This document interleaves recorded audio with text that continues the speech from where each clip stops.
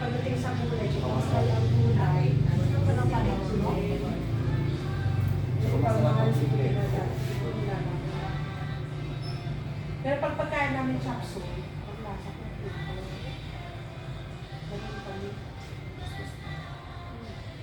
pero pag ako gusto ko na kumain, masarap talaga, mga chicken palaki, chicken with, naluto talaga ako sa Gusto amin. may mga ganyan, pero hindi ako Pagkain namin lang, ginagawa ko ay hinahanap ko lang sa place. chicken with kilo. Gusto ko sinukulang niya. Dapat yung kanya. Hindi yan siya malayos.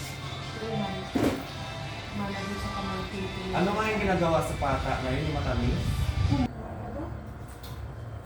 Galing sa article, nagbibigay mo sa amin.